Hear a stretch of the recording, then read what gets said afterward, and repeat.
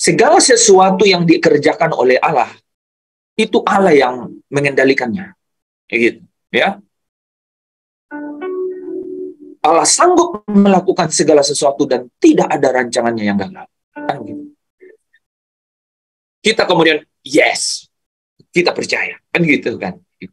Tapi sebenarnya apa yang saudara dan saya sedang alami, yang rasakan, gitu. Apa yang kita rasakan, apa yang bergelora atau berdinamika di dalam ruang batin kita, apa? Kan bukan perkataan-perkataan yang tertulis begitu kan di dalam media-media, apakah Bible Hard, Bible Book, atau kemudian Bible Electronic Bible gitu kan? Kan bukan tuh. Yang sesungguhnya yang terjadi adalah yang hidup itu ya, yang apa yang ada, yang kita rasakan, yang kita jalani. Bagaimana itu bisa hidup ketika kita bergerak di dalam kehidupan sehari-hari kan gitu. Nah, kita bisa melihat sesuatu di sini, saudara, ya. Ketika bala tentara surga katakan damai di bumi di antara manusia. Hal ini sangat penting. Di dalam kegelapan sebelum Kristus datang, mereka tidak kenal damai. Mereka tidak kenal jalan damai. Ya. Mereka dalam belenggu, ya. Mereka di dalam perbudakan. Mereka dalam belenggu, mereka dalam perbudakan. Tidak ada cerita mengusir setan di sebelum Yesus datang, sudah. Ya, tidak ada acara dan istilah mengusir setan gitu kan. Enggak ada. Kekuatan apa yang bisa mengusir setan? Ya kan? Saudara, hanya satu peristiwa kan? Ketika Allah sendiri, ya, Allah sendiri lewat kecapinya Daud, akhirnya roh-roh jahat itu keluar kan gitu. Allah, ya. Tidak ada nabi yang mengusir setan gitu, tidak ada imam, tidak ada hakim gitu, nggak ada. Mereka tidak kenal jalan damai, ya. Mereka tidak memiliki, ya, pendamaian itu di dalam diri mereka. Nah, ketika Kristus datang, saudara, ya, ketika Kristus datang, maka damai di bumi di antara manusia ini menjadi karya baru. Ini menjadi perjanjian yang baru. Ya, ini menjadi karya baru dan ini menjadi perjanjian baru. Dan damai itu, damainya Kristus. Damai itu adalah damainya Kristus, saudara. Nah, di dalam Yohanes 14 ya, ayat 27 katakan begini. Damai sejahtera kutinggalkan bagimu. Damai sejahtera kutinggalkan bagimu. Damai sejahteraku kuberikan kepadamu. Dan apa yang kuberikan tidak seperti yang diberikan oleh dunia kepadamu. Janganlah gelisah dan gentar hatimu. Jadi, Yesus mau berkata bahwa damai sejahtera ini tuh akan membuat kamu tidak gentar dan tidak gelisah. Nah, saudara, menarik kan? Damai sejahtera ini tidak membuat kita gentar dan gelisah. Kita harus tahu damai sejahtera apa ini, sehingga membuat kita tidak gentar dan gelisah. Untuk mengerti itu, setidaknya ada clue, saudara. Ya, karena di sini Yesus berkata begini, jangan gelisah hatimu. Oh, jangan gelisah hatimu. Percayalah kepada Allah dan percayalah juga kepada aku. Ini kalau kita lanjutin, saudara, ya, sedikit bagian itu.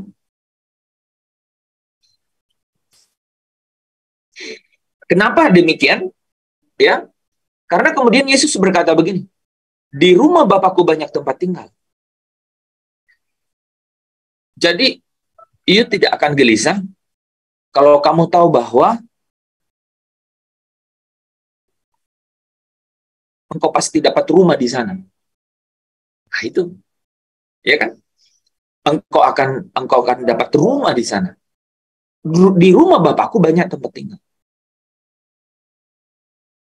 Nah, kita harus menyatu nih dengan desire, God desire. Kerinduannya Bapa. Jadi, kepada Musa, ya, kepada Israel melewati Musa, Allah berkata, jangan ada padamu Allah lain di hadapan. Aku adalah Allah yang cemburu. Jangan menyembah kepadanya. Aku adalah Allah yang cemburu. Jangan menyembah kepadanya. Ya, jangan ada Allah, jangan ada Allah lain. Nah, di dalam ketika Kristus datang di tengah-tengah dunia, dia membawa damai. Dia membawa damai. Dan damai yang dia bawa itu memperdamaikan surga dan bumi. Memperdamaikan surga dan umat manusia. Ya. Memperdamaikan surga dan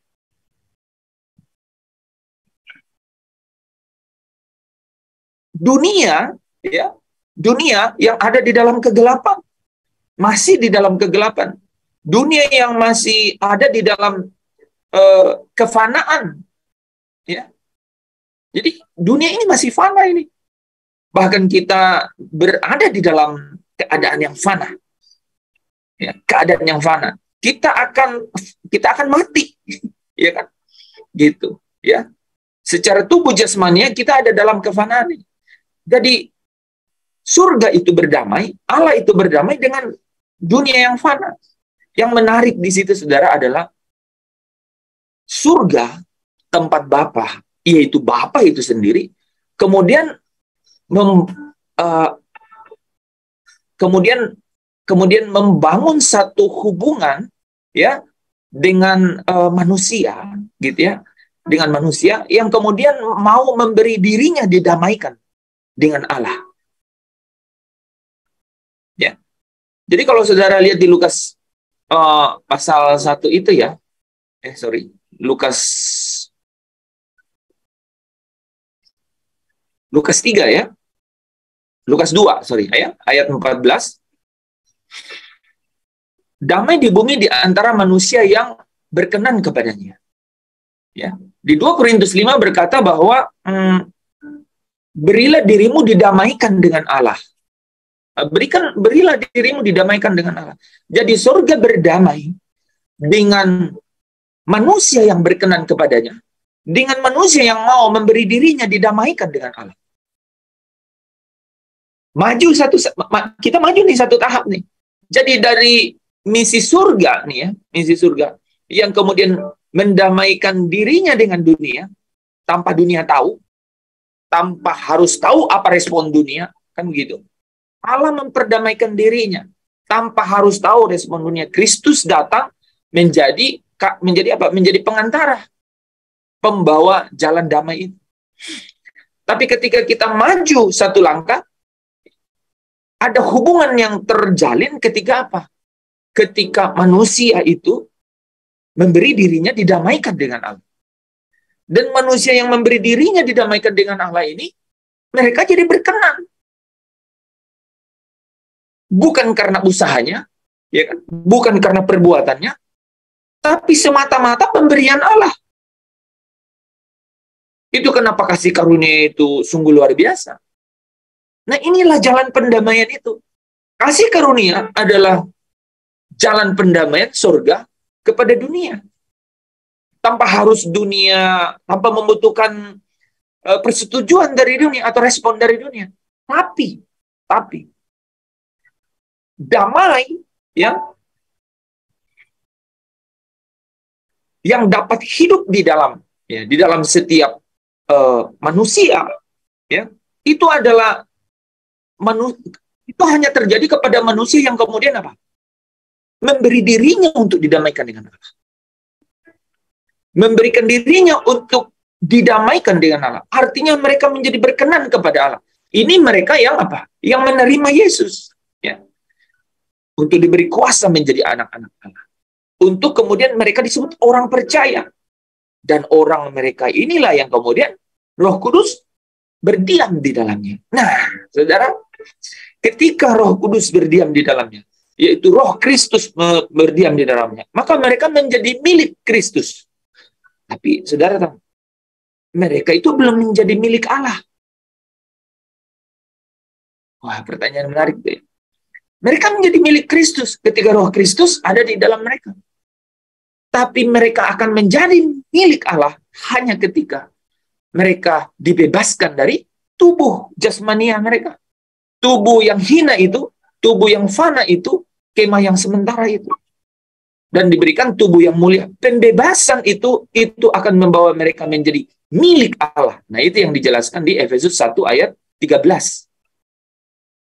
Roh Kudus yang akan bekerja untuk melakukan babysitting atau pendampingan itu, atau parakletos itu ya, atau untuk menolong ya, untuk membawa kepada apa? Kepada satu keadaan supaya dapat memperoleh seluruhnya, yaitu penebusan kita menjadi milik Allah. Ketika Roh Allah itu dimeteraikan di dalam setiap manusia, dia menjadi milik Kristus. Dia menerima Kristus. Dia diberi kuasa untuk menjadi anak. Ketika itulah damai sejahtera Kristus itu berdiam dalam hati mereka. Nah, ini yang dikatakan di Yohanes 14 ayat 27 ini, saudara. Damai sejahtera Kristus, damai sejahteraku, kuberikan kepadamu. Dan itu bukan seperti yang diberikan dunia kepadamu. Bukan. Ya. Tidak seperti yang diberikan dunia kepadamu.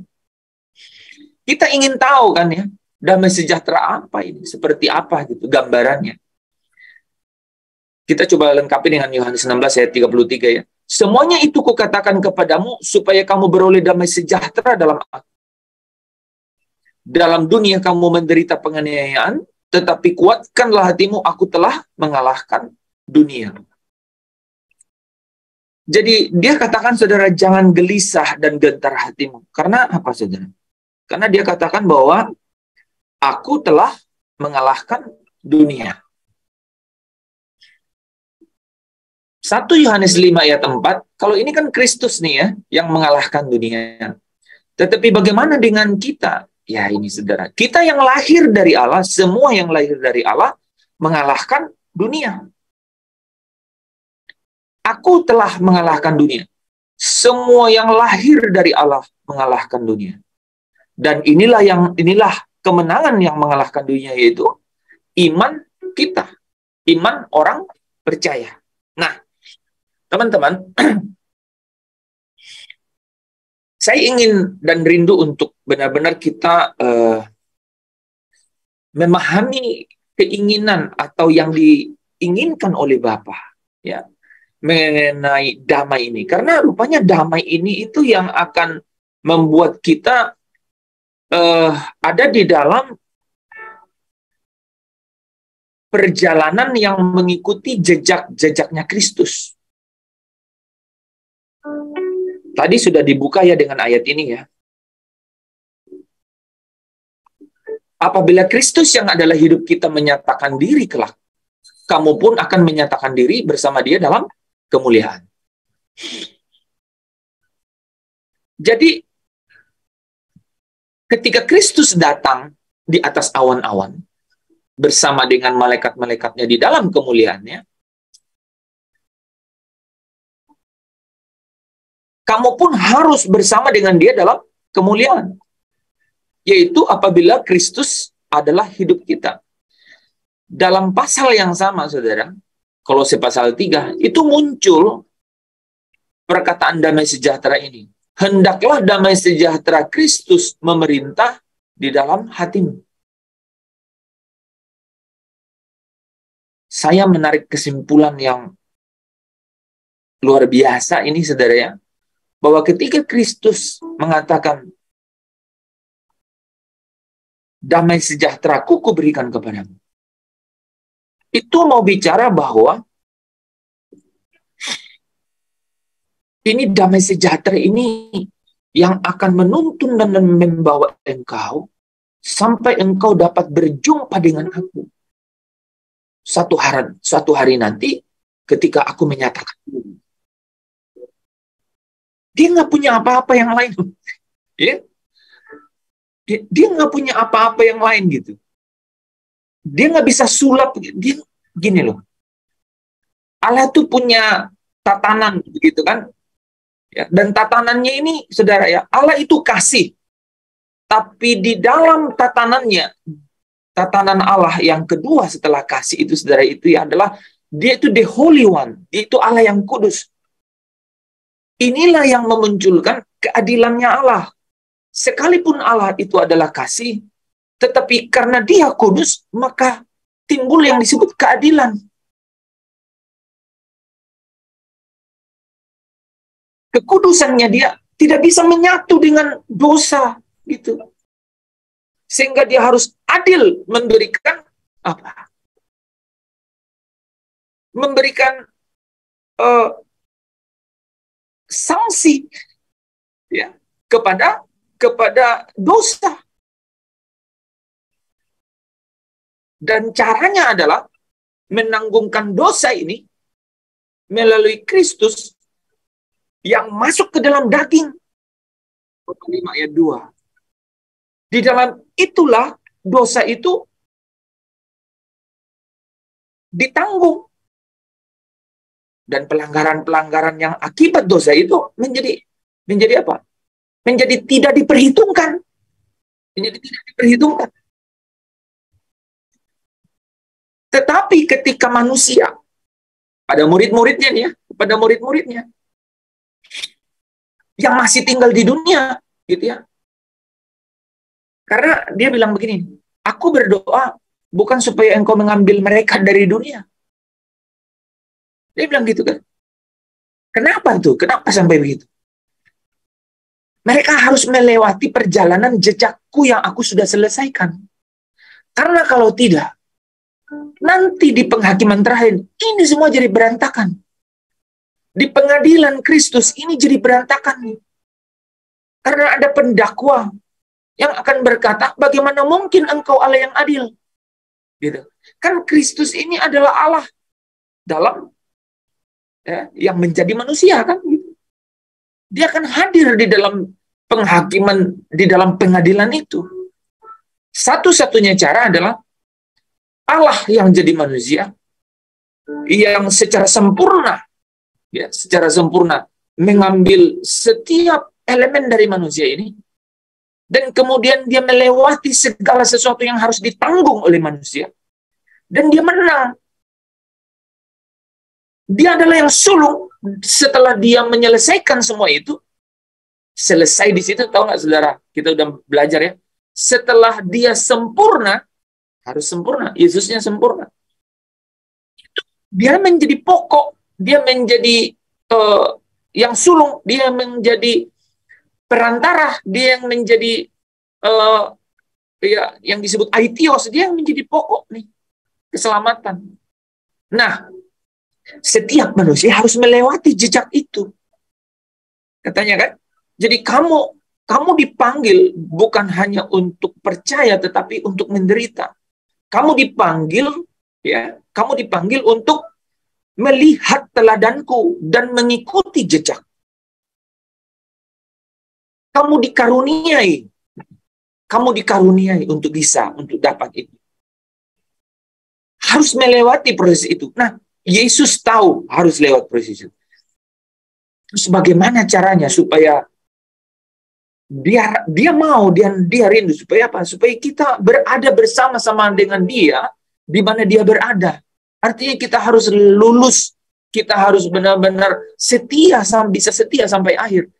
Jadi dia berikan hal yang menarik, saudara, itu damai sejahtera. Supaya kita jangan gentar dan gelisah dalam menjalani hidup. Nah, Bapak Ibu Saudara yang dikasihi Tuhan, jadi damai sejahtera yang Kristus berikan, ya, supaya kita tidak menjadi gentar dan gelisah, ini adalah damai sejahtera yang harus membuat kita bersyukur. Dan damai sejahtera yang sampai dapat membuat kita bersyukur adalah damai sejahtera yang sungguh-sungguh memahami bahwa telah diperhitungkan dengan Allah. Pelanggaranku tidak diperhitungkan. Aku dibawa Aku ditempatkan kudus, tak bercacat dan tak bercela. Aku menjadi anak. Satu sisi dari koin damai sejahtera yang punya dua sisi. Jadi satu koin dengan dua sisi. Damai sejahtera itu berkata, kamu sudah diperdamaikan dengan Allah. Kamu diperdamaikan dengan Allah. Allah berdamai dengan cara tidak memperhitungkan pelanggaran-pelanggaran dan dosa. Bukan hanya itu, kamu ditempatkan kudus, tak bercacat dan tak bercela. Karena kalau kamu tidak kudus, kamu tidak mungkin masuk ke Yerusalem baru. Tidak ada yang najis yang bisa masuk ke dalamnya, Wahyu 21 ayat 27. Dan manusia tidak mungkin berusaha untuk kemudian dapat kudus dan suci, tidak najis. Tidak mungkin, kan? Dari mana caranya? Hanya oleh darah Yesus, hanya oleh pengorbanan Kristus. Saudara dan saya ditempatkan kudus, Kolose 1 ayat 22. Ditempatkan kudus, tak bercacat dan tak bercela.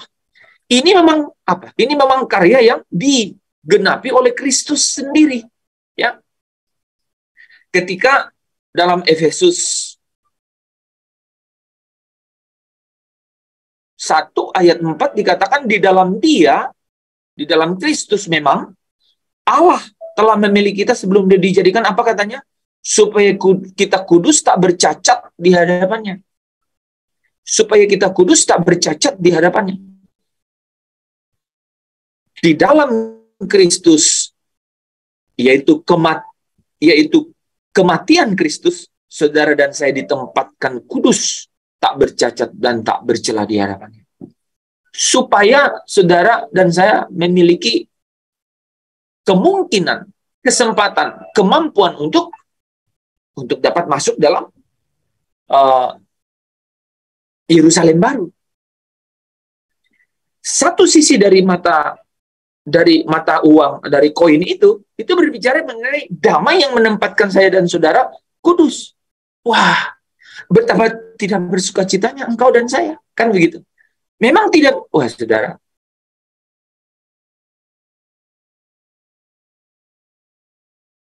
memang hanya dapat dilihat dengan mata hati, bahwa ini adalah hal yang lebih berharga dari emas dan permata, kan gitu. Bahwa saya ditempatkan kudus, tak bercacat dan bercela. Nah, tapi saudara tahu nggak? Ketika saudara, ya, dan itu saudara ya, itu membawa kita menjadi apa? Menjadi anak-anak Allah, ya. Oleh Yesus Kristus untuk mana? Ia telah menentukan kita dari semula oleh Yesus Kristus untuk menjadi anak-anaknya. Satu sisi mata uang membawa saudara dan saya menjadi anak, ya, supaya terpujilah kasih karunia-Nya yang mulia, yang dikaruniakannya kepada kita di dalam Dia yang dikasihinya, yaitu Kristus. Di dalam kasih, Ia menentukan kita menjadi anak. Saudara dan saya diperdamaikan. Tetapi lebih jauh dari itu, saudara, kalau lihat ini ya. Satu sisi mata uang yang lain, sebelum saya sampai ke situ, Kristus sudah tidak ada di sini. Dia sudah selesaikan semua itu. Dengan darahnya, kita menjadi anak. Kita jadi berkenan. Jadi ketika bala tentara surga berkata, damai di bumi di antara manusia yang berkenan kepadanya, engkau dan saya jadi berkenan. Nggak bisa ragu-ragu ngomong begitu. Masih mau dosa sekarang, masih mau buat dosa, nggak ada hubungan dengan itu. Ini korban Kristus, ya. Ini korban Kristus, dan inilah yang membawa saudara dan saya berkeadaan kudus, tak bercacat dan tak bercela.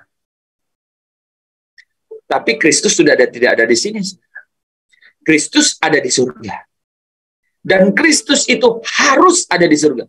Kisah 3 ayat 21. Sampai apa katanya? Sampai hari pernyataan itu. Saya lupa ya. kata-katanya ya. Ya, sampai hari penyataan itu kalau nggak salah ya. Ada satu hari nanti. Nah, ini kita harus fokus kan. Oke, kita ditempatkan kudus nih, tak bercacat, tak bercela. Tapi Kristus tidak ada di sini. Dan dia akan datang kembali. Ada yang menarik, saudara. Kalau dia datang kembali, apakah kemudian kita yang sudah ditempatkan kudus, yang pelanggaran-pelanggarannya itu tidak diperhitungkan lagi, serta-merta langsung bisa bertemu dengan dia? Bisa saja. Bisa saja. Ya. Kalau tidak ada pesan apa-apa, ya. Tapi ini masalahnya ada pesan dari dia sendiri. Dan pesannya itu jelas. Aku akan datang kembali untuk membawa kamu ke tempat supaya di mana aku berada, kamu pun berada. Dan kamu melihat kemuliaan, katanya di Yohanes 17 ya. Supaya kamu melihat kemuliaan. Nah, yang menarik di sini saudara adalah ketika kita sudah ya menerima anugerah kasih karunia, betapa kayanya kemurahan, betapa kayanya kesabaran Allah itu. Ya. Makanya memang luar biasa itu. Dosa tidak mungkin dijawab oleh manusia dengan apapun usahanya. Itu perbedaan utama Christianity dengan non-Christianity. Dosa tidak mungkin ada jalan untuk melewati atau menghapuskan atau mengkompensasinya. Tidak ada jalan. Totally tidak ada. Hanya dengan darah Kristus. Hanya dengan pengorbanan Kristus. Hanya dengan damai yang Kristus bawa. Yang mendamaikan surga dengan manusia yang berkenan. Manusia yang berkenan. Siapa manusia yang berkenan ini? Itu adalah manusia yang ditempatkan kudus. Tak bercacat dan tak bercelah oleh kematian Kristus. Kristus diutus Allah dalam daging. Roma 5 ayat 2. Supaya semua hukum kutuk itu ditanggung oleh Kristus dalam daging. Nggak ada yang lain yang bisa tanggung. Itu memang selesai itu. Selesai. Dan hanya itu cara selesai. Sekarang Kristus ada di surga. Dan tetap ada di surga. Menyediakan tempat bagimu. Dia akan datang kembali nanti. Sekarang pertanyaannya. Kalau dia datang, saudara dan saya bagaimana? Rupanya saudara ketika dia datang di awan-awan. Dan dikatakan bahwa kita menyongsong dia. Wah, menyongsong. Nah, Bapak Ibu Saudara yang dikasihi Tuhan, Kolose 3 ayat 4 berkata, apabila Kristus yang adalah hidup kita, menyatakan diri kelak, datang di awan-awan, maka katanya, maka kita pun akan menyatakan diri bersama dengan dia. Apabila Kristus itu adalah hidup kita. Nah, ini jadi menarik kan? Apakah saudara dan saya kemudian akan menyongsong dia di angkasa?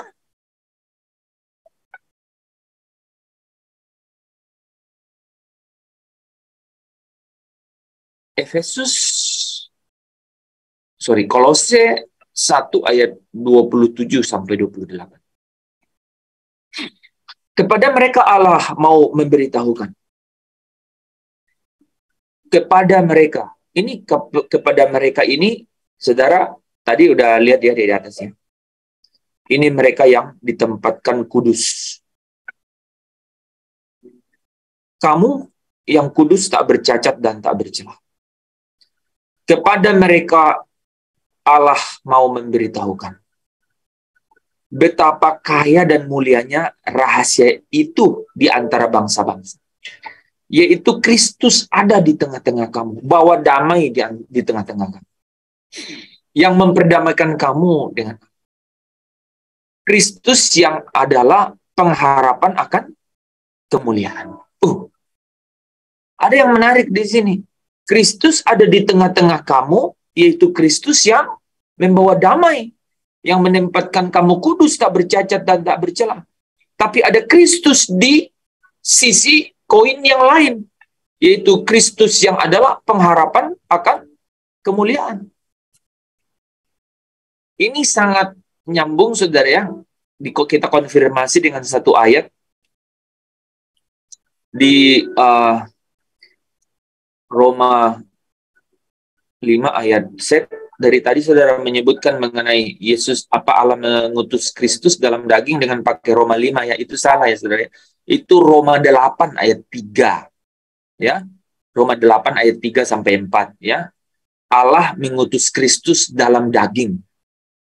Ya, yang oleh dosa adalah dosa itu ya. Oke. Nah, saudara kalau coba lihat yang Roma 5 itu, oleh dia kita juga beroleh jalan masuk oleh iman kepada kasih karunia ini.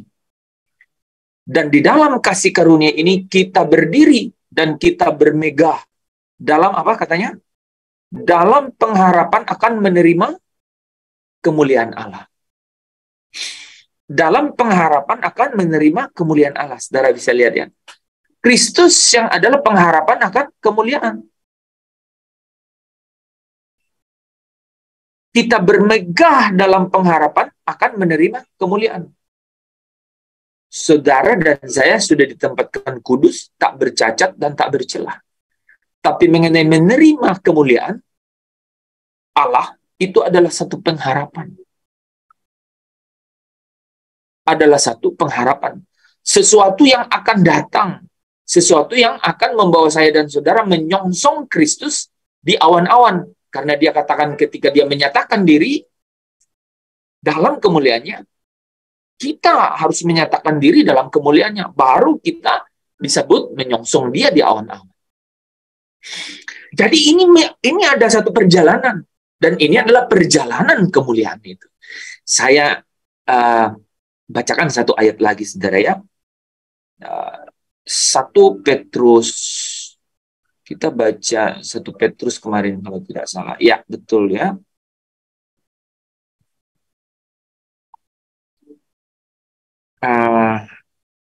Bukan.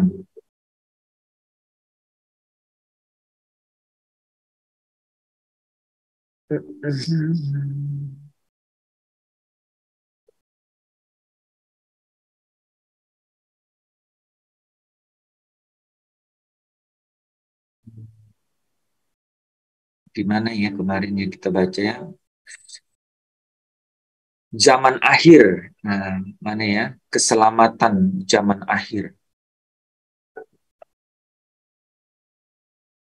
Di mana itu? Keselamatan di zaman akhir.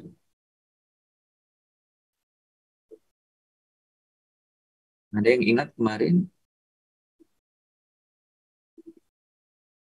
Keselamatan di zaman akhir. Oke, 1 Petrus 1 ayat 5. Dan 6. Yang ini kemarin ya. 1 Petrus 1 ayat 5 sampai 6.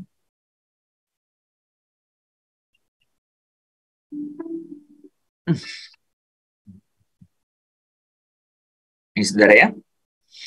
Yaitu kamu. Nah, lagi-lagi bicara kamu nih ya. Kamu siapa? Kamu yang ditempatkan kudus, tak bercacat dan tak bercelah.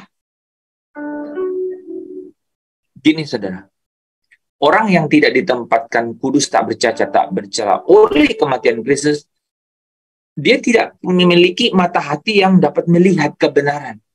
Nggak bisa menangkap kebenaran. Jadi hanya kepada orang yang sudah menerima status ya jadi anak Allah, yaitu ditempatkan kudus, tak bercacat dan yaitu kamu.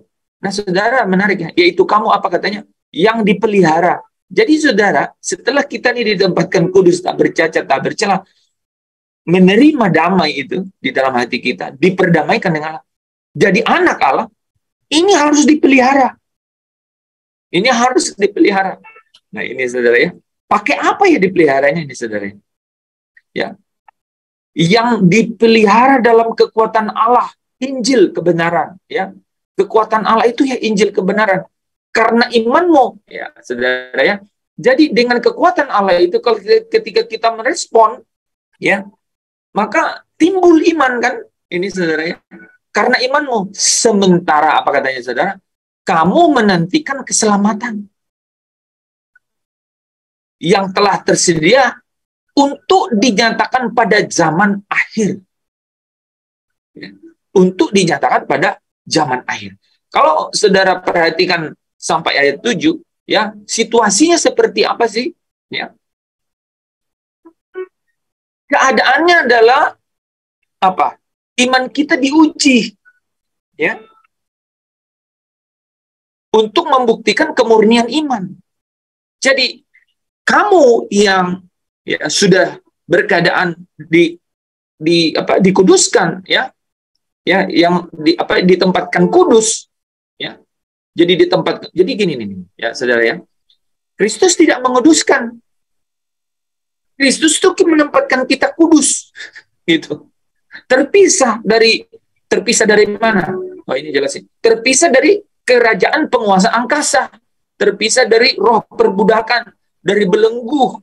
Kita dipisahkan masuk ke dalam kerajaan Kristus, ditempatkan kudus, ditempatkan terpisah, tak bercacat dan tak bercela oleh darah Kristus, oleh kematian Kristus. Sehingga Kolose 3 ayat 3 katakan, kamu bersama Kristus tersembunyi bagi Allah. Tersembunyi dalam Kristus, bersama Kristus bagi Allah. Kok kita dikatakan tersembunyi bersama Kristus? Karena di dalam kerajaan Kristus. Kan Kristus di surga, Pak. Kamu ada roh Kristus, sehingga Kristus dan kamu bersama-sama tersembunyi bagi Allah. Di dalam kerajaan Kristus. Kamu adalah milik Kristus karena roh Kristus ada di dalam kamu. Nah, kita terpelihara nih katanya ya. Kamu dipelihara. Nah, dalam keadaan seperti itu, dalam keadaan ditempatkan kudus, saudara, kamu dipelihara oleh kebenaran. Kamu dipelihara oleh firman. Ya, kamu dipelihara oleh Injil kekuatan Allah itu. Kamu dipelihara oleh kebenaran. Responmu adalah imanmu.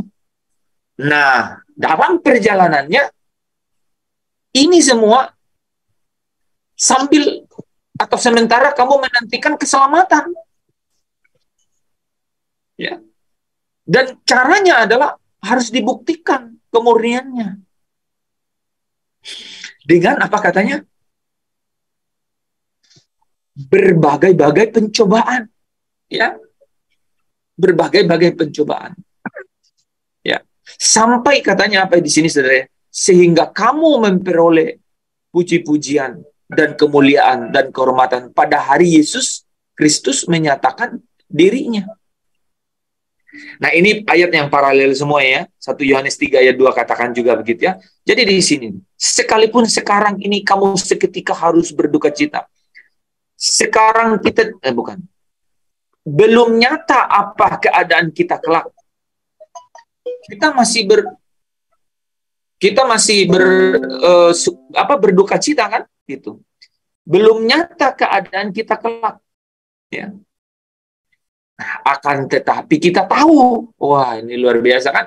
Akan tetapi kita tahu bahwa apabila Kristus menyatakan dirinya, kita akan kita akan menjadi sama seperti dia.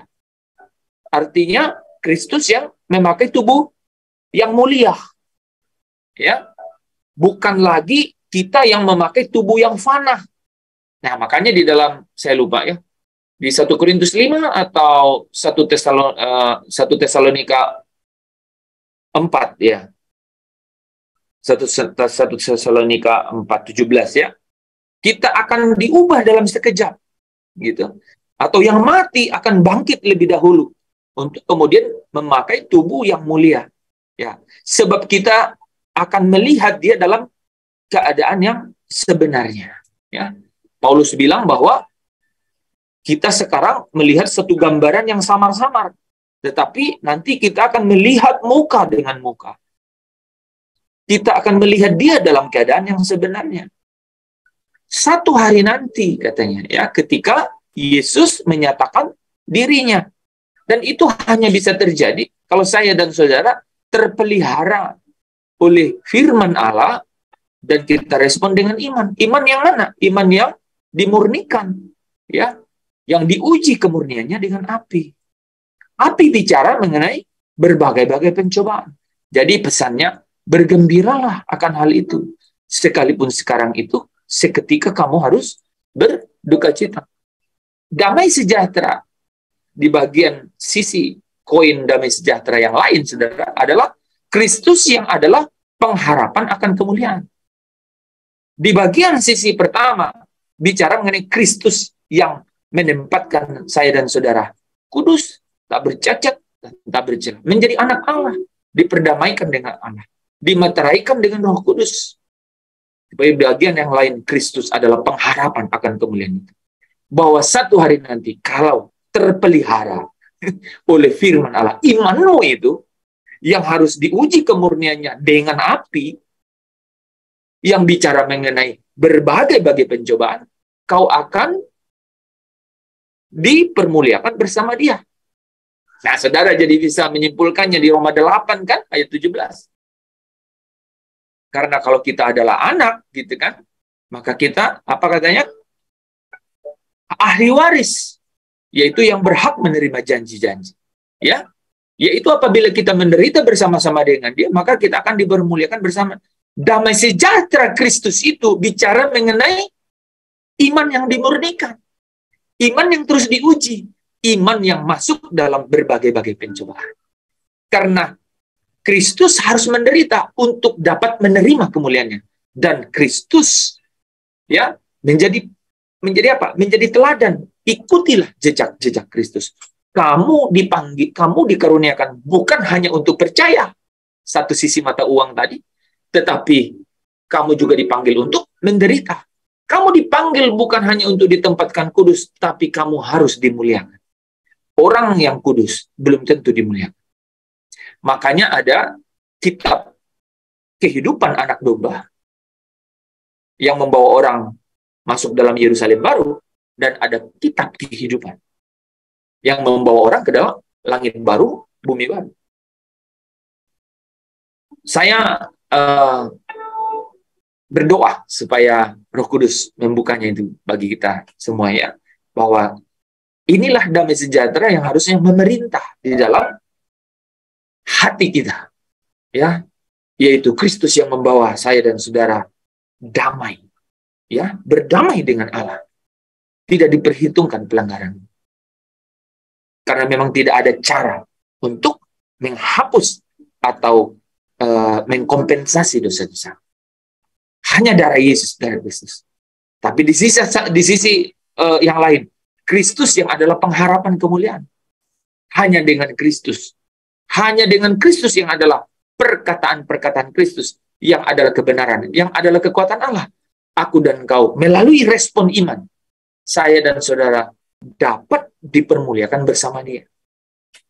Iman yang tadi itu adalah iman yang harus diuji dengan api. Nah, Bapak Ibu, di bagian akhir saya ingin memberikan satu perbandingan. Saudara ingat ya, ketika Yesus dibaptis dengan air di Sungai Yordan, sekaligus dua, dia dibaptis air dan kemudian dia dibaptis Roh Kudus.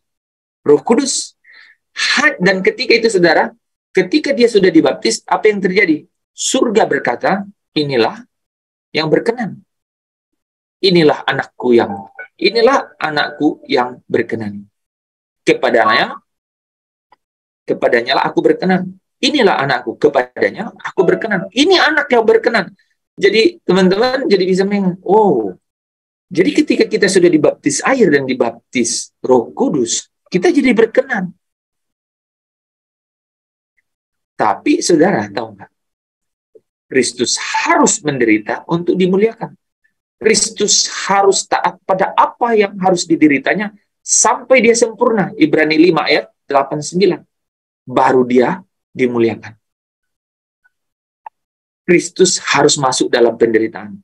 Kristus ketika dibaptis air dan dibaptis Roh Kudus, dia berkenan. Dan seketika itu juga Matius 4, apa katanya?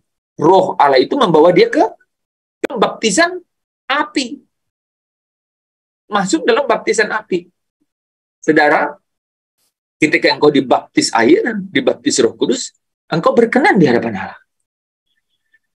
Tetapi untuk jadi sempurna, engkau harus melalui baptisan api.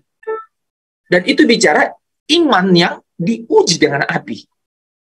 Dan iman yang diuji dengan api itu berbicara mengenai menderita sama seperti Kristus menderita. Kamu dikaruniai bukan hanya percaya, tapi untuk menderita.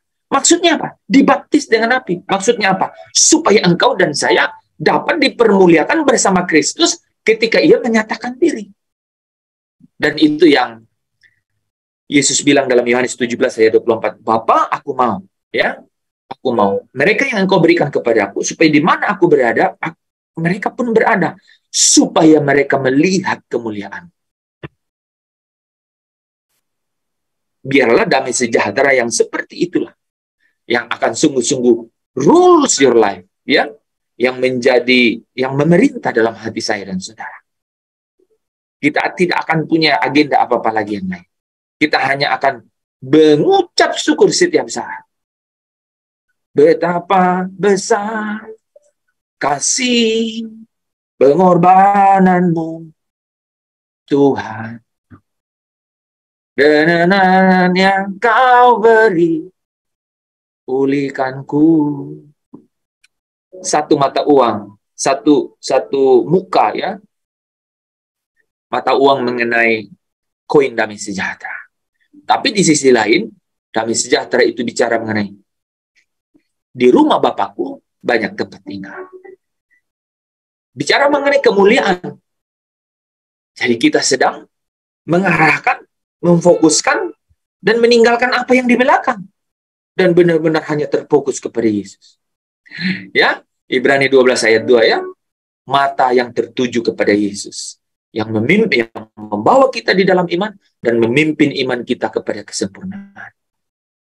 Damai yang itu, saudara tahu nggak? Secara psikologi, kalau kita dipenuhi dengan agenda yang tertata rapi dan full, saudara tidak akan bimbang, saudara tidak akan gelisah, dan saudara pasti, ya, pasti menikmati yang namanya damai sejahtera. Tidak gelisah, saudara pasti menikmati damai sejahtera.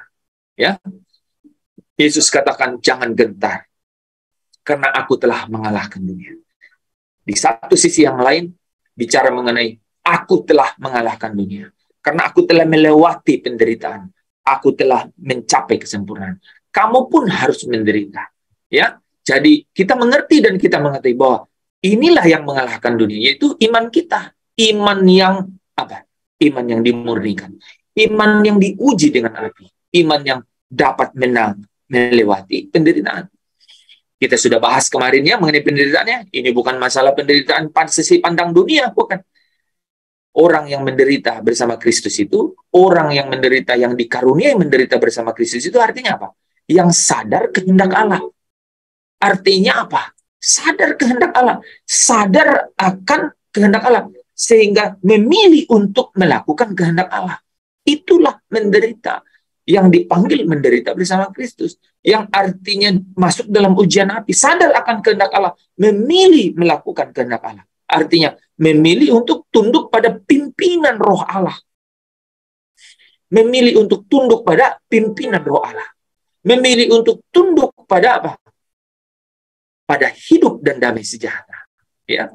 Dan tidak menyerahkan tubuhnya pada keinginan-keinginan daging, ya. Tidak menyerahkan anggota tubuhnya pada menjadi senjata kelaliman, tapi apa? Menyerahkan anggota tubuhnya kepada senjata kebenaran.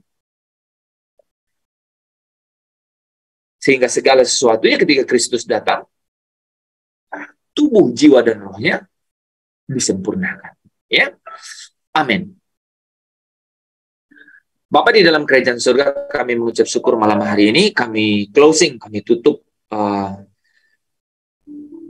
program GPS kami malam hari ini, tanggal 30 Desember 2022. Terima kasih sepanjang tahun-tahun yang kami lewati.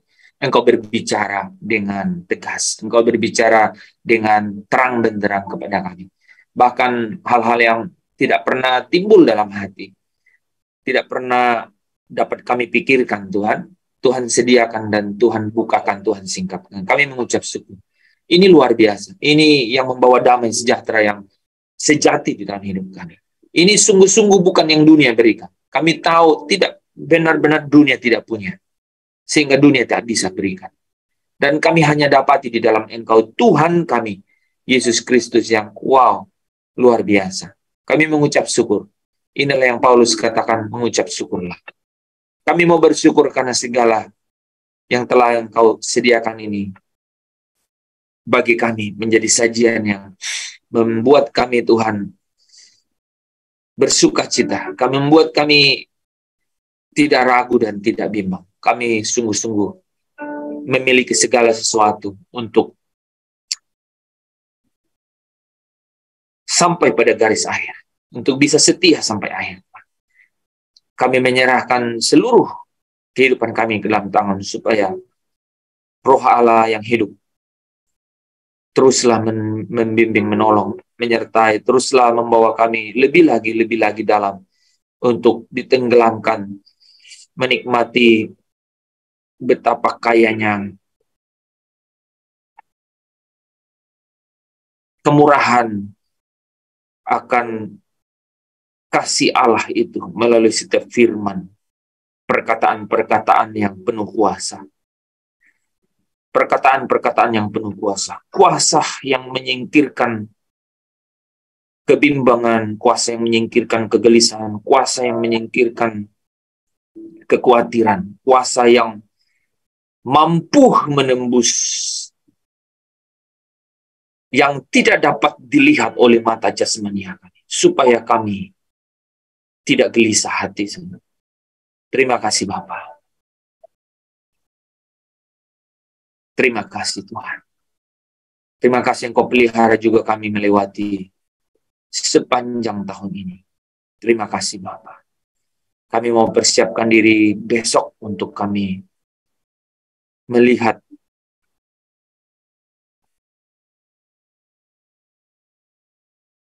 bahwa waktu Tuhan menempatkan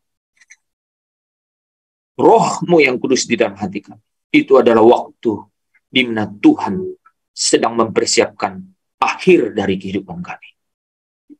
Bahwa kami akan bersama-sama dengan Kristus selama-lamanya. Terima kasih Bapa. Dalam nama Yesus kami datang kepada malam hari ini. Amin. Amin. Amin. Terima kasih Om Hen. Terima kasih. Amin.